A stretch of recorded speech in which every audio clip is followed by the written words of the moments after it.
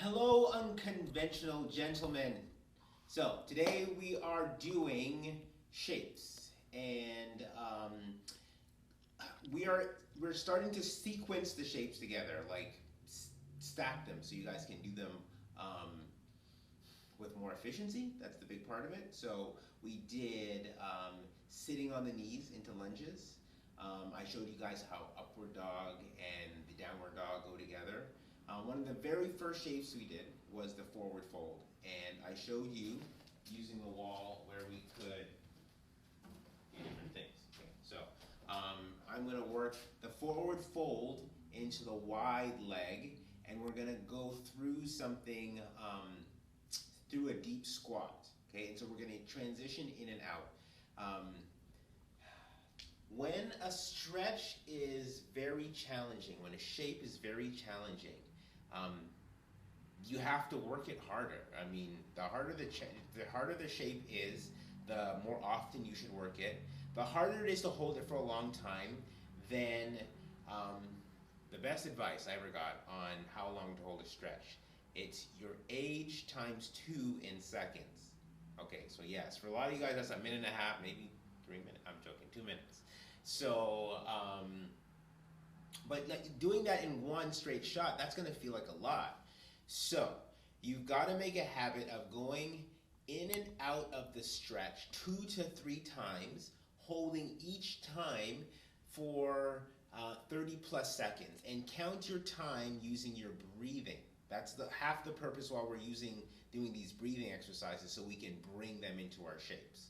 So today we're going to do forward fold, deep squat, wide legs, and we're going to kind of sequence that through what it does to our hips and our hamstrings and our legs, or everything. All of our lower body is going to be involved in this.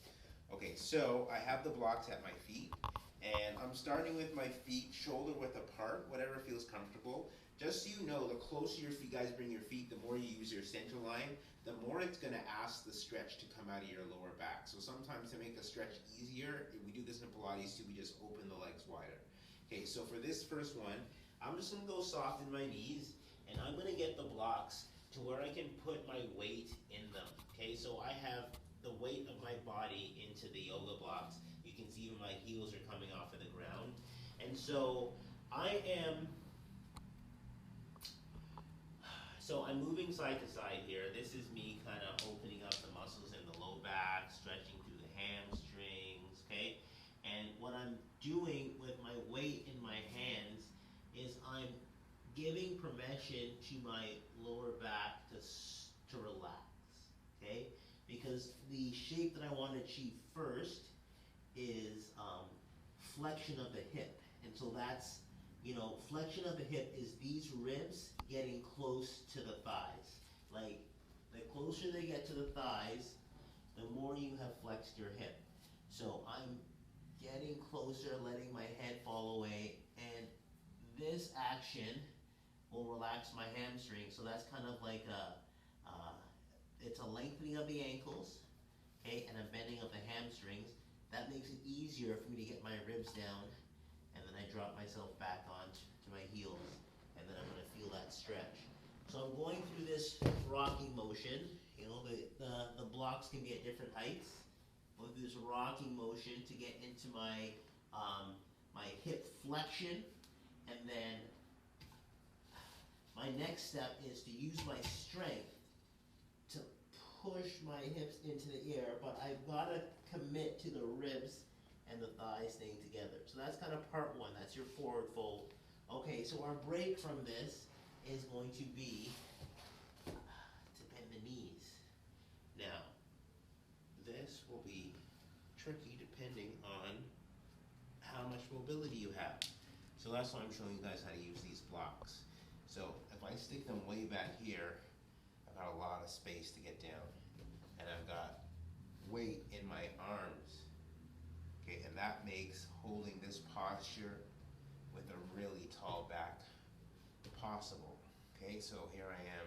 Watch, I'm going to change my yoga blocks to make it even easier for myself. Yes, it'll work your arms, but the idea is you're making it easier for your legs to find the looseness in the space, and then I can use my arms to drop in, come out,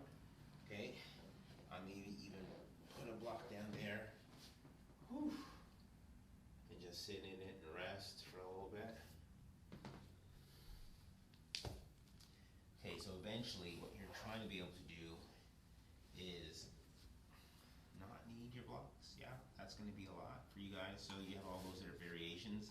But even if you were sitting on a yoga block right now doing these, you could sit, take my hand inside of my knee, push and twist, okay, inside of my knee, other hand on my thigh, push and twist, okay,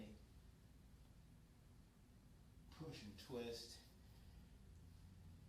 arms up, okay, all of these from this deep. This is your squat position, right? And so that's really, really important for you guys. And then you've got your yoga blocks to help you when it's time to get back up.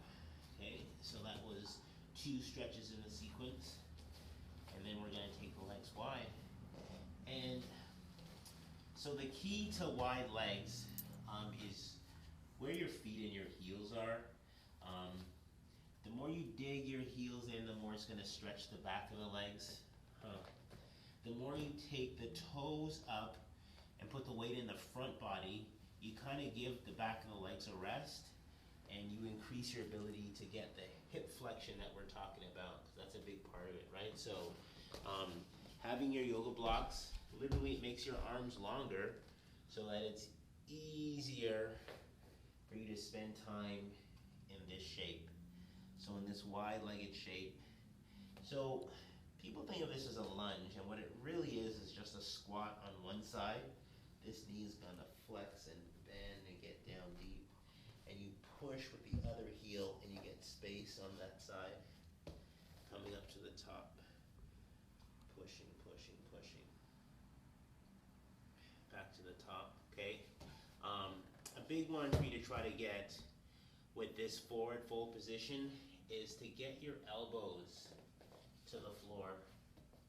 So the blocks help the floor get closer to you. So this is elbows on the floor for some of you guys. This is elbows on the floor for some others. Otherwise your elbows really can't get to the floor. But the action of work is going to be this pushing of the elbows till they're flat to a surface. Pushing of the elbows, okay? And I'm keeping them in line with my body because that's adding to allowing this stretch to hit my lats as well. Okay? Bending of the knees, pushing the hips back.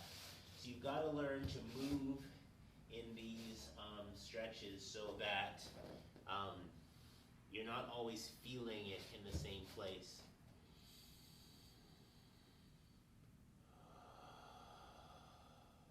Using your breath to keep everything moving. So last big part we got to do is learning how to twist. So here's my hand on a block, and I'm pushing like I'm doing a push-up, and I'm using that push to rotate me around.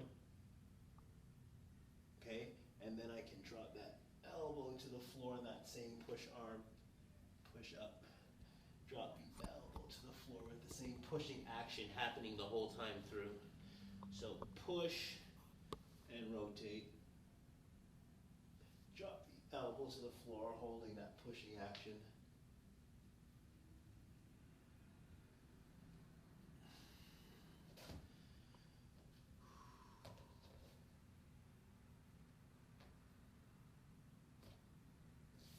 Yeah, bending, grabbing. You can grab, let's see if you guys can do your yoga block. You guys should push into a yoga block from the side. I got one hand on the outside of my leg. So this is a rotation as you're leaning to one side, and it's also really good.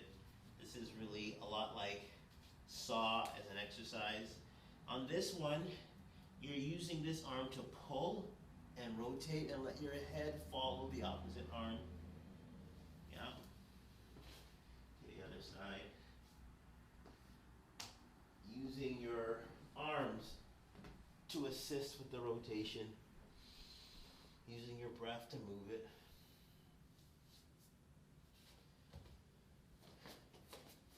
I'll walk back to the middle. I will stand up. stand up, right? And then we could run that sequence again.